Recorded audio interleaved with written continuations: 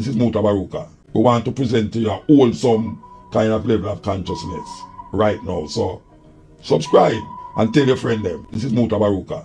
On the line here we have Mark Sheilds, former Commissioner of Police. Good afternoon. Good afternoon. Yes, sir. I'm really glad that you decided that you do this interview. Now, it's my pleasure. We understand what is going on in the country. The first question I want to ask you, what is it that you feel is the biggest hindrance to the movement of the police and the government against crime in Jamaica? The biggest hindrance? Yes. Well, you know what, man? You could speak for and write for hours on that, because it really is a thing that you need to break down into sections. And the hindrance takes all shapes and forms. I think first and foremost, the Jamaican Constabulary Force themselves, they have a few very good people, very professional, very dedicated to what they do, but they still have an internal problem of corruption, point one, and point two, there is still a critical mass of people within the organisation who do not wish to change, who police as if it's still 1970 or 1980, and despite giving every single aid, assurance, assistance, we're still stuck where we were before. And I've noticed that on so many different levels, which I could expand on. Secondly, the government, at the moment, I think there is a new will to make things happen. Whether or not the zones of special operation work, we will have to see. The state of emergency in St. James is another positive move, although it is perhaps disappointing that it didn't happen 2 years ago. So there are things that are beginning to happen. If you look at the murder rate in St. James since the state of emergency, without trying to put anything on it, it has certainly reduced. And now we have to look at ways in which we can continue to chase those criminals off the streets, not just from St. James, but everywhere else. And you'll find that criminals that were in St. James are now being displaced to Hanover, Westmoreland and Clarendon and elsewhere. So we need to keep them in fear of us, rather than the public, the people of Jamaica, the good people of Jamaica being in fear of the criminals. And I think we can do that. So in answer to your question, it's very broad. We also have to look at ourselves. We have to look at our own behaviour. You and I both drive on the streets of Jamaica and we see the recklessness, we see the lawlessness all of the time. People jumping red lights, going the wrong way up roads, doing everything that they can not to obey the law. And we somehow have to create a society like it is in other places where people do as they're told, people obey laws, because my strong belief is that if you can take control of the streets and have some sense of order, then there's less likelihood to be the serious lawlessness that we see in places in Jamaica. The reoccurring argument about corruption in the police force. Remember, Dr. Carl Williams mentioned his disappointment in not being able to curb that. We just spoke to a former assistant commissioner, Trinity Keith Gardner, and he mentioned the corruption. And now we hear you hint at it too. It would appear to me that it has been there forever. When you was the commissioner of police, was it dear to the point where now that we hear everybody talking about it, or is just something just starting to happen now? Because we hear a lot of police getting old for different... I don't think there was sufficient, and it's with respect to all of my colleagues, I do not think that there was sufficient will and courage to move against some of these corrupt individuals. But in defence of them, I do not think that the way that the rules within the Jamaican Constabulary Act are set up, that it's very easy to get rid of people. What I can tell you is that when I was Deputy Commissioner of Police, I saw the intelligence. I read about some of the extremely bad cops that were within the organisation that I actually had to work with. But the problem that you have is moving from having the intelligence to constructing a proper investigation, prosecution, and subsequent conviction is a huge amount of work. And quite often these people are very sophisticated and extremely difficult to catch. So I would prefer a system whereby if we have the intelligence, that the government and legislators would allow us to have a system whereby we could retire people in the public interest. Because sometimes I'd rather just not have them in the force. and even pay some money to get rid of them, clean up the force, because in that way we can move forward. Whilst they stay, we have no chance of actually securing the trust and confidence of the people. All right, we say that Indicom is coming under fire by the two main, the opposition leader and the Prime Minister. What do you think is the role of Indicom in all of this, given that they were there to really deal with certain human rights against the citizens by the police? But now we see that they are also coming under fire by the two main gentlemen them in Jamaica. Well, first of all, you and I were talking about corruption, and if we just stick with corruption for a minute, we've now got MOTA, the Major Organised Crime and Anti-Corruption Agency, which, as you know, Parliament has just passed that it will be a completely separate, independent organisation to the police, to the Jamaican Constabulary Force, and they will be targeting corruption, which is what you and I were talking about. Yeah. So that's one thing, and I think that's an extremely positive move that this government has managed to get that legislation through. In relation to Indicom itself, I do not understand the concerns about whether it's politicians or certain police officers. I do not understand it. There is there is legislation in place for Indicom, and there are rules upon which they can be engaged. In fact, if you look at the front page of the Gleaner today, and I think the Observer, where the Honourable Peter Phillips, the opposition leader, said that Indicom were taking guns off police officers on the street just after shootings, you also saw that Terence Williams said that's absolutely not the case, that there is a procedure, that Indicom themselves don't take weapons from police anyway, it's the police that do that, and secondly, they're taken to a police station where it is done discreetly. So there can be this misinformation from various quarters at times, which I think is unhelpful. The reality is that every single civilized country has an organisation like Indicom that is there to independently investigate the police. That's what you have. And we need to face the fact that Indicom is not going to go away, that the law is there, and it's there to protect the civilians, and it's also there to protect the innocent police officers, because I think it was Minister Montague who said just a few days ago, of all of those investigations conducted by Indicom, a very small percentage actually ended up with prosecutions. But you still have to go through the process of investigation, because if you don't have investigation, then you can get miscarriages of justice. So what do you think is the Prime Minister mentioned balance. What is your interpretation of the Prime Minister talking about the need some balance in Indicom? I didn't hear exactly what the Prime Minister said, but my view on balance is very simply this. Indicom are bound by certain rules and regulations that are set down in law in terms of how they can proceed. I do not have any knowledge or evidence of Indicom breaking that breach or breaching that in any shape or form. If they have, then those matters would be investigated.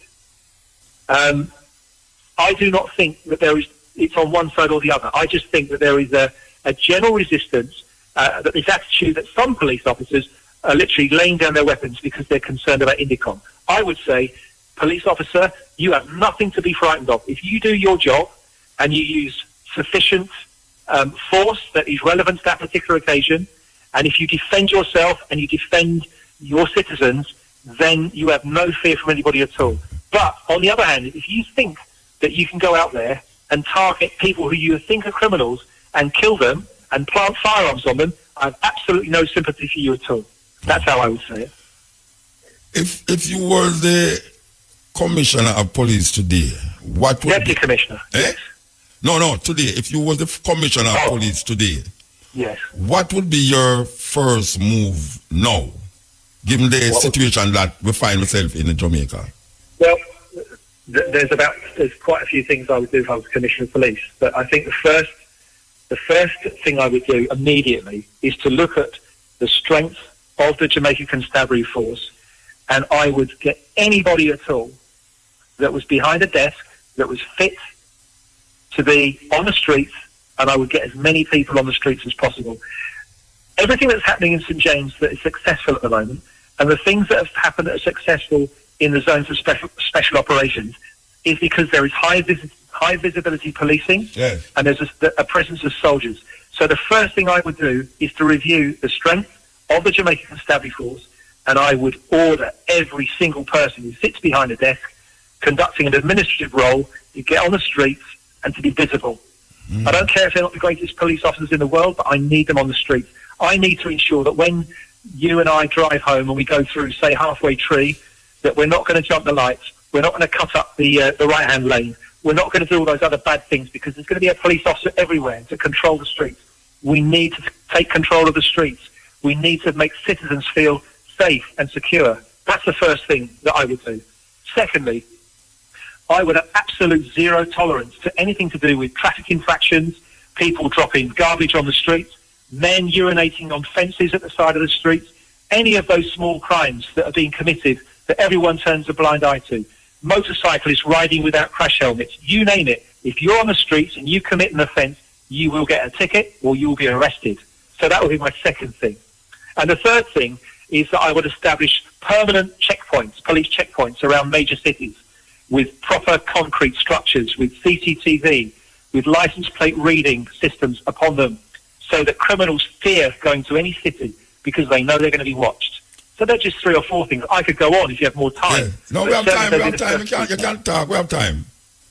Well, next, if you really want to know, in the first month, I would interview every single senior officer in the force, and I would decide for myself, based on the intelligence and based on my interview, whether or not I think they are fit for purpose. And I would make some tough decisions, and I would focus on building a strong, trustworthy, reliable top team. And I would get rid of anyone that I did not feel would fit that bill, and I would either give them a project to do, or if I could, get rid of them in the public interest.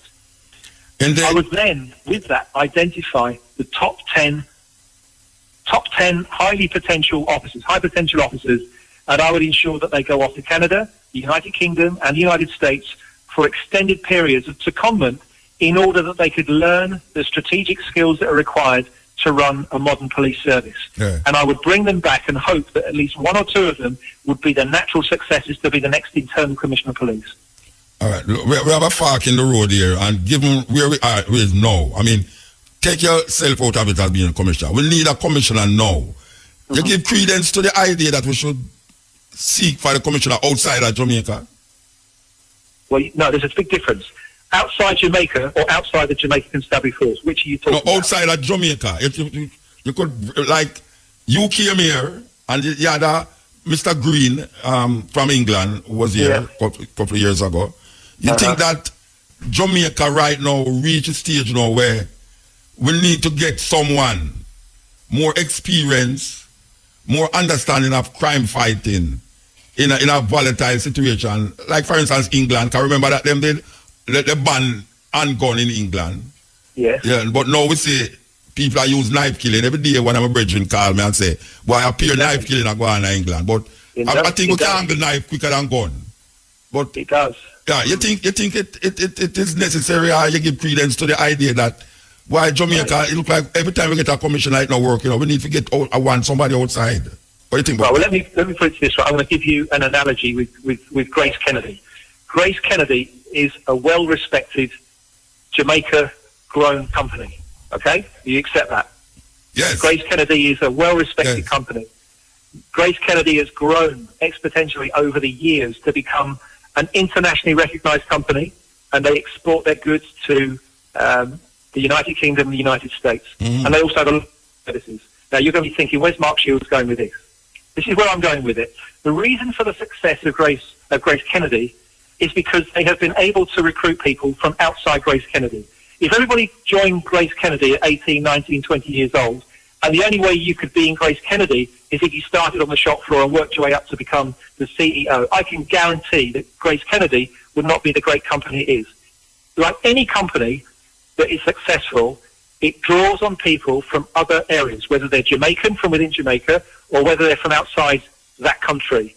That's why Digicel is successful. That's why Grace Kennedy and many other companies are successful, because of that. If you have an organisation like the JCF that only ever recruits people from within inside the JCF, it is a recipe for disaster. I regret that after Les Green left and after I left, that for whatever reason, they stopped the whole notion of international police officers. They stopped so many things. They stopped the Major Investigation Task Force. They have not done as much with intelligence. There are so many things that we actually start here that are quite good, and then after a couple of years we give it up. So the answer to your question is yes, I would take not only a commissioner, but deputy commissioners and assistant commissioners from elsewhere. But at the same time, as I said in my plan, I would be training local Jamaican senior officers to go and work abroad to gain the experience, in the same way that if you work for Grace Kennedy, you can leave and go and work in New York or Miami for a few years and then come back with all that experience back to Grace Kennedy and make the organisation great. So that's my analogy. I don't know what you think about that idea. I think it's important. I had a suggestion, and I suggested continuously in this program that the Ministry of Security and should really send or carry a group of police, soldiers, whatsoever, and carry them to countries that has had worse crime than Jamaica and has gotten out of it. You know, there are many countries. I mean, all right, even think about New York itself. There was that time when people afraid for walking in New York City with almost 10 million people. And we see right now, 300 murder for 1 year is like for 10 million people. That is really something else. Yeah, exactly. And I am feeling that what should take place is that countries that we see that had a high crime rate, for whatever reason or not, these are the countries that these police, soldiers, and the military should go to and really get a good hands-on understanding of what is it that was done to alleviate that problem and carry it back to Jamaica. I don't know. I mean, and it isn't, but you know what? It's not just about the crime fighting side, because you and I are talking mainly about crime fighting, but it's actually about going to NYPD or the Met Police in London and looking at how they run the organisation. How do you make strategic plans and how do you make strategic decisions? Yeah. How do you manage a large public sector organisation? Because all of that's very important as well. And when you look at the Jamaican Constabulary Force and the way it's managed, it hasn't changed for so many years. And it's those things. And so if you can't bring people in all of the time because the local force is not prepared to listen or think they know best, then send them away. Send them to New York, Toronto and London in order that they can gather those excellent skills and bring them back and preach to the people here for them. Well, Mr. Sheilds, I give thanks for you talking to me, and I realize that you decide that this is your home now, and you're quite okay, and so I really say that it don't jolt you a bit, like you want to run with like some away. So, yeah, man, give thanks. Thank you, man. Thank you for inviting me onto your show. Thank you. Yes. Yeah, that was Mark Sheilds, former Commissioner of Police, giving his view. The informative information presented in this video is motivational and is positively aimed at inspiring, educating and entertaining the viewers with the cutting edge of critical reasoning. If you enjoy the contents on the Black Radar YouTube channel, please consider subscribing to show your support.